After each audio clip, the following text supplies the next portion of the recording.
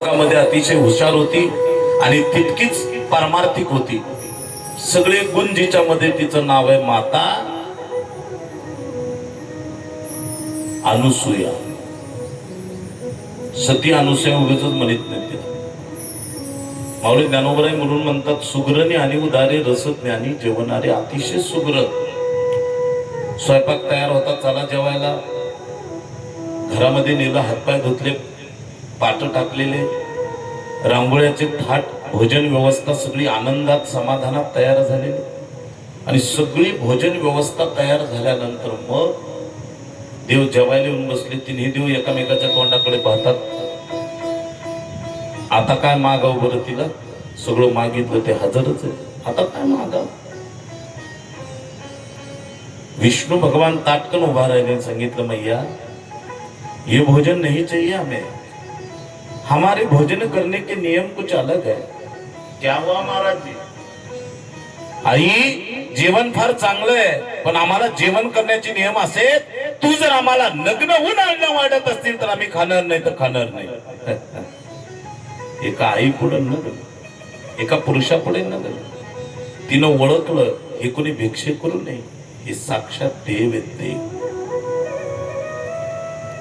नजर होती तिला, पतिव्रता होती. पतीच्या कमंडलूतलं पाणी घेतलं तिने, देवांना पाहिलं, सांगितलंय, बघा देवांनो, तुम्हाला नग्न भिक्षा पाहिजे तर आईकडे बालक होऊन यावं लागतं, असं देव होऊन आलेलं चालत नाही. म्हणून पतिव्रतेचा अधिकार, हातात पाणी घेतलं तिने, देवाच्या अंगावर टाकलं. तू का म्हणे पतिव्रता, तिची देवावरी सत्ता. तिने देव बालक केले. काय गोल आणि सुंदर बालक दिसताय, गुटगुटीत लेकर, भरगच्च जावळ, गळामध्ये छोट्याल्या रुद्राक्षाच्या माळा घातल्या, फुलांचे गजरे हातामध्ये बांधले, फुलांचे गजरे दंडाला बांधले, फुलांचा गजरा एक डोक्याला बांधला, कपाळाला गंध येते लावलेला आहे, डोळ्यात काजळ घातलं, गालाला काळा टिळा लावलेला आहे, पायाला एक टिळा लावला, त्या लेकराला धरलं, पाण्यात टाकलं, झोका देतील, गाणं म्हणू लागली. तिचं नाव बाळा जो जो कुलभूषणा अनुसूया नंदना, निद्रा करी बाळा मनमोहना, आत्रीच्या नंदना, बाळा जो जो रे. तिन्ही देवही शोभती, ब्रह्मा विष्णू महेश्वर दिसते साजिरे, सुंदर रूप मनोहर, बाळा जो जो रे. कुलभूषणा अनुसूया नंदना, निद्रा करी बाळा मनमोहना, आत्रीच्या नंदना, बाळा जो जो रे. तिने देवाला पाण्यात टाकलं, झोका देते, गाणी म्हणते, अतिशय गोड. त्या तिने देवाला झोपी घातलं महाराज.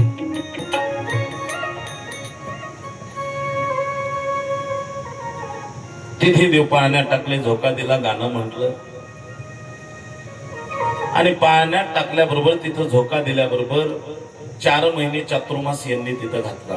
का 4 महिने चातुर्मास,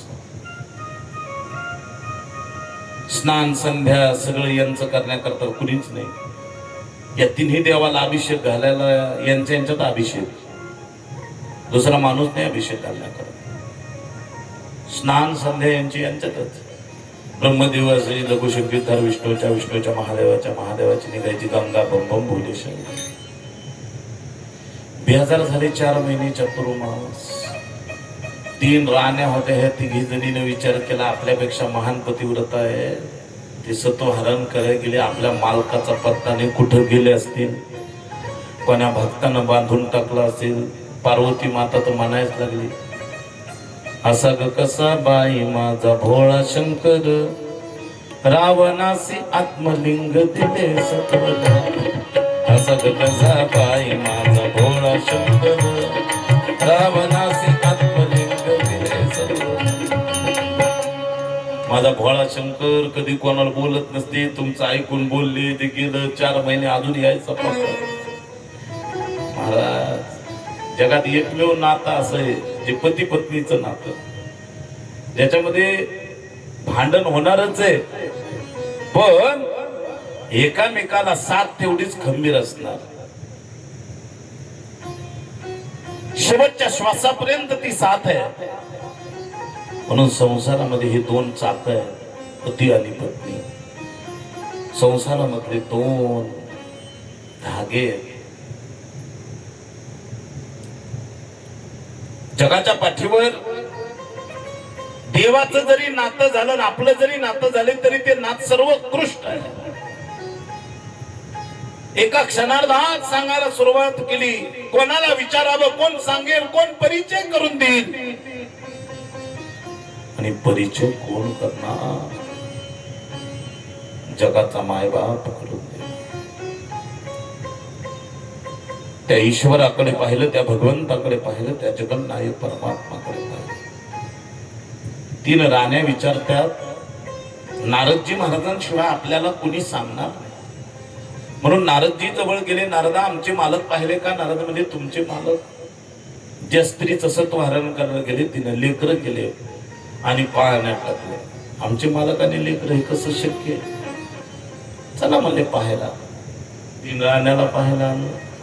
लक्ष्मीबाई, सावित्रीबाई, पार्वतीबाई, त्यांना काही विश्वासच बसायला. ते म्हणजे आमचे पतीच नाही येते, नाहीये. चला म्हणजे वापस निघाले. अनुसूयेचा मुलगा खेळत होता. पतिव्रतेचा अधिकार सांगतो मी तुम्हाला.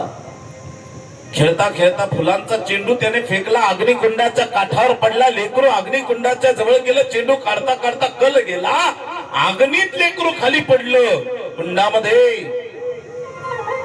दुसऱ्या क्षणात अग्नी नारायण प्रगट झाला ना अग्नीनं ते लेकरू वरचे वर धरलं आणि फुलासारखं खाली ठेवून दिलं. 3 राण्या म्हणल्या, नारदा, जिचं लेकरू अग्नी जळीत नाही तिनं आमच्या मालकाचे नक्कीच लेकर केले जाते. नारद म्हणले, लगेच घेऊन जाऊ.